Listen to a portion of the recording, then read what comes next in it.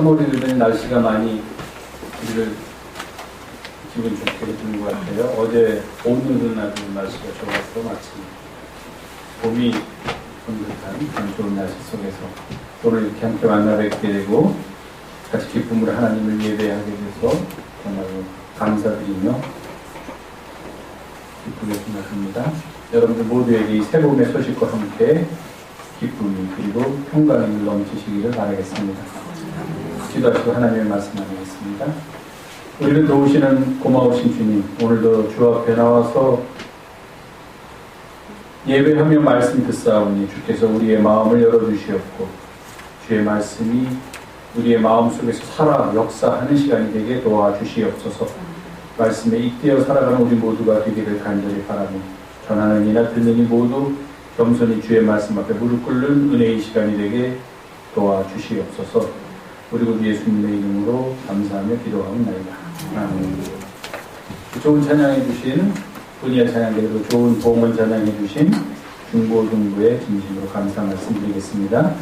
제가 이렇게 좋은 찬양을 듣고 있으면 제가 나와서 이렇게 말로 설교를 하는 것보다 이런 찬양을 듣는 게 훨씬 더 은혜롭고 그리고 하나님의 뜻을 그리고 이 절기의 의미를 우리가 더 잘 알 수 있지 않나 하는 그런 생각을 늘 하고 합니다.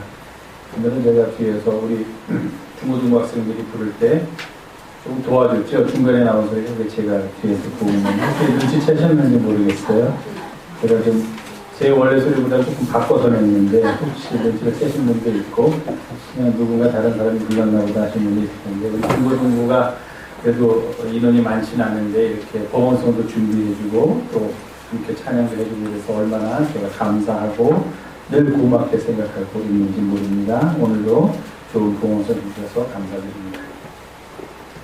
오늘은 하나님의 사랑, 그리스도의 사랑이라는 것을 잠깐 말씀드리려고 합니다. 배에 그냥 앉아있지 끝까지. 그리고 나가서 뭐 게임해도 뭐 별로 그렇게 신통하지 않습니다. 네.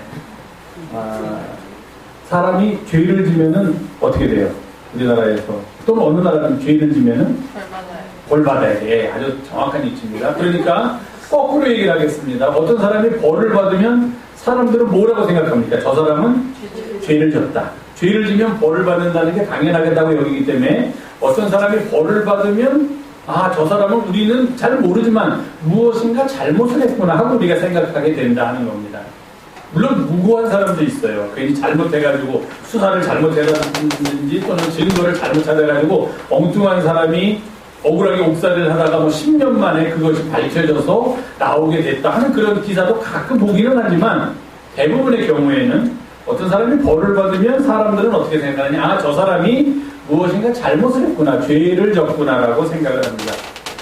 그런데 예수님 살아 당시에 가장 무서운 벌이 뭐였냐면 십자가에서 죽임을 당하는 거였어요.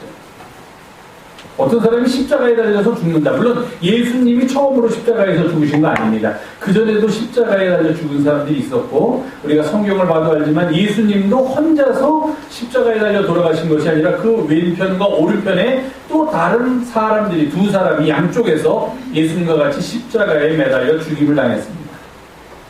그러면 사람들이 저 사람들이 누구인지 모르는 사람들도 예를 들면 지금같이 인터넷이나 또는 이런 방송이 발달해서 오늘 어떤 사람이 이렇게 사형을 당했다라고 하면은 사람들은 그 사람이 무슨 죄를 지었는지는 잘 몰라도 뭐라고 생각하냐면은 이 사람은 아마도 그 나라의 법에 의해서 사형을 당할 만한 그런 잘못된 일을 저질렀구나라고 생각하게 된다 하는 거예요. 실제로는 잘 몰라요. 그런데 그렇지 않은 사람이 인류 역사에 딱 한 사람이 있었으니 바로 예수님이라는 겁니다. 예수님이 달려 돌아가신 십자가의 처형이라는 것은 당시에 예수님 살아계실 동안에 사람을 사형시키는 여러 가지 방법이 있는데 그 중에서 가장 고통을 주면서 사람을 사형시키는 방법이 십자가의 처형이었다는 겁니다. 그 사람을 사형시킬 때 지금은 어떻게 합니까? 지금은 어떻게 하죠? 지금은 잘 모르겠네요. 총을 쏘나요?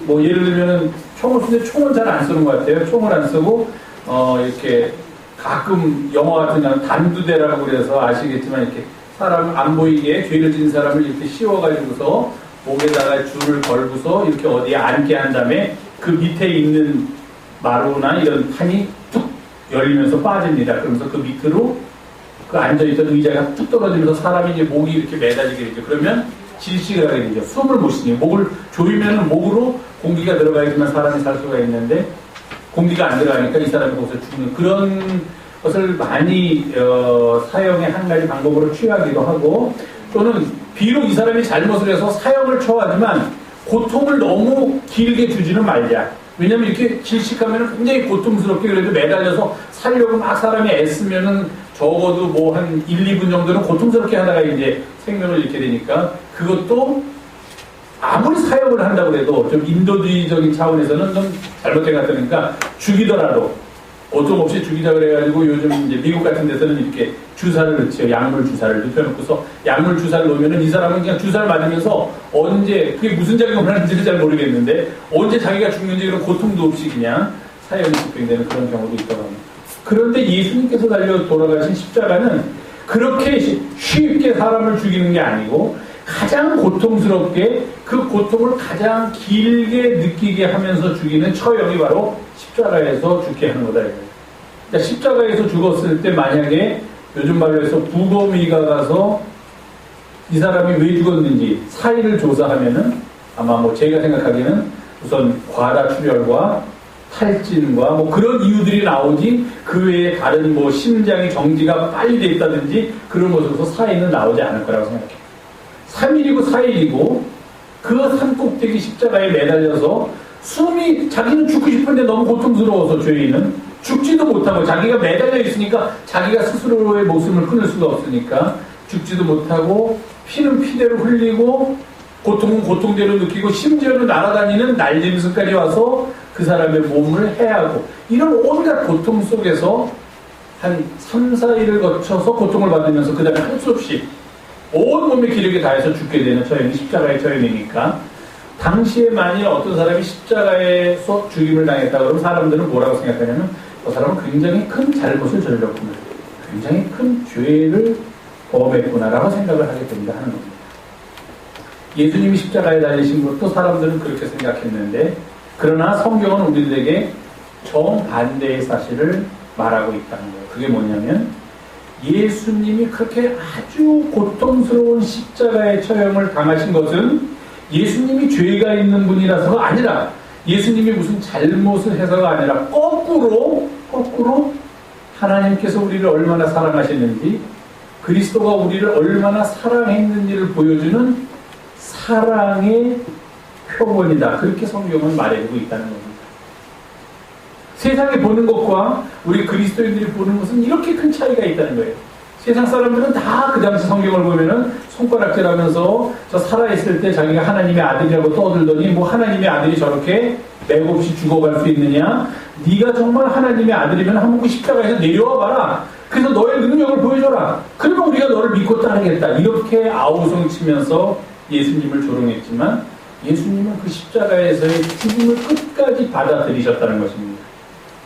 그것은 바로 예수님이 잘못된 분이라서가 아니라 바로 하나님께서 얼마나 우리를 사랑하시는지 하나님께서 얼마나 우리를 사랑하시기 위해서 무엇인가를 하셨는지 하는 것을 우리에게 보여주는 가장 큰 사건이다 하는 겁니다.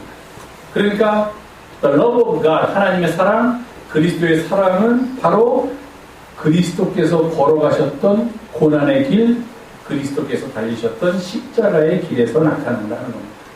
그래서 우리가 이 사순절을 지키고 부활을 기뻐하는 이유는 바로 죽음과 예수께서 죽으심, 사람이 죽었는데 기뻐할 이유가 어디 있습니까? 없지요. 우리 슬퍼해야 되죠. 그러나 예수님의 죽으심과 예수님의 부활은 결국 무엇인가? 비록 그 길은 힘들고 어려운 길이었지만 궁극적으로 그 모든 사건 속에서 우리가 찾아낼 수 있었던 가장 놀라운 사실은 하나님께서 우리를 이렇게 사랑하고 계시는구나.